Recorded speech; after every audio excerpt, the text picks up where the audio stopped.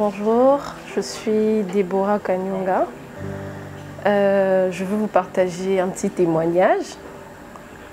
En 2018, j'étais encore étudiante, en dernière année de licence. Alors, je venais à peine de rencontrer Christ et voilà, je le suivais via le groupe du GEA. Une fois, j'avais des difficultés avec mes frères académiques. Alors, pendant un culte, je crois qu'il y avait, on préparait la grande action, entre autres, et il y avait une offrande à faire. Malgré mes problèmes financiers, je n'avais que 10 $. Figurez-vous que ce 10 $ là devait payer mon directeur, devait payer mon enrôlement, devait payer mon Minerva, devait payer tout ce qu'on paye quand on est en L2. Et j'étais un peu coincée dans le sens où je cherchais Dieu, je cherchais des réponses. Pourquoi tout s'est compliqué lorsque seulement j'ai rencontré Christ? Pourquoi les choses devenaient... Je ne voyais pas la lumière du bout du tunnel et c'était très difficile pour moi.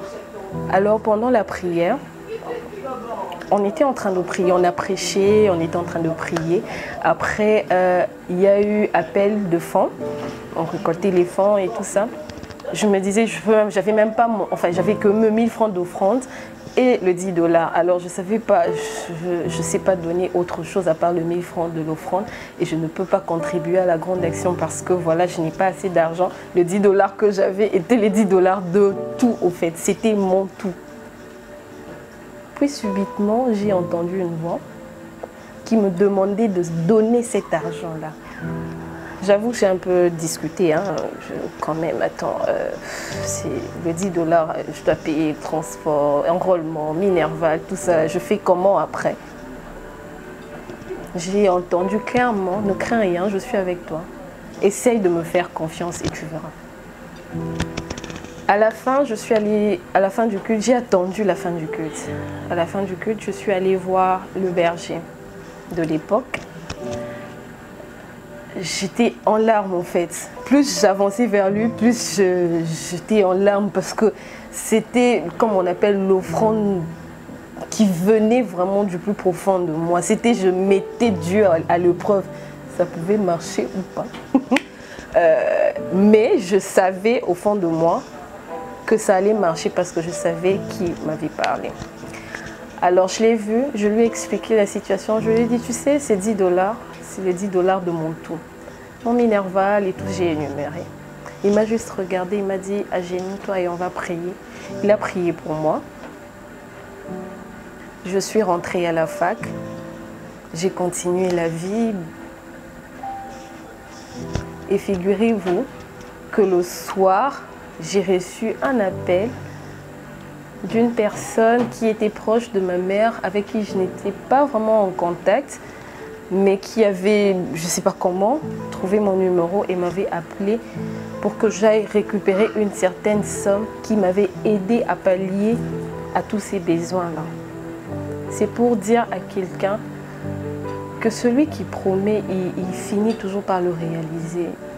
Lorsqu'il dit qu'il va pourvoir, il va pourvoir. Il ne ment jamais.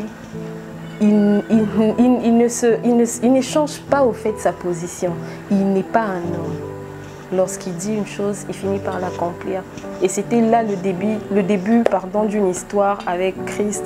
Une histoire qui après s'est fait suivre de plusieurs miracles. C'était comme l'ouverture des autres miracles qui ont suivi après. Donc, j'aimerais encourager chaque personne, le peuple de Dieu, ceux qui nous suivent, à faire confiance à Dieu.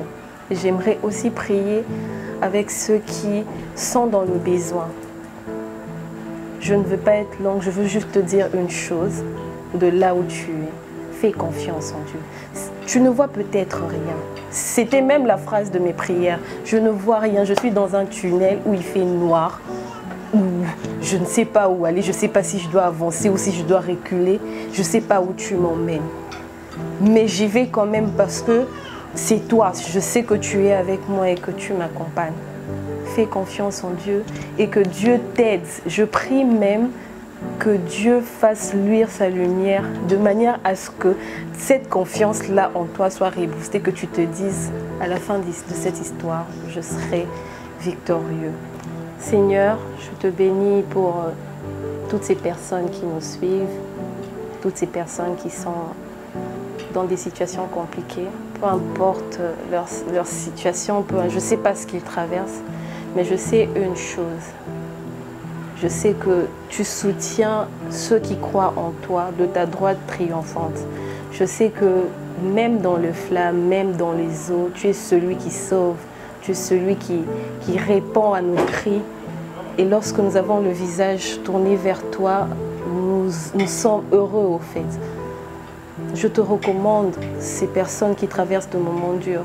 Laisse que tu leur donnes aussi de quoi témoigner de ta grandeur, de ta bienveillance et de tes bontés.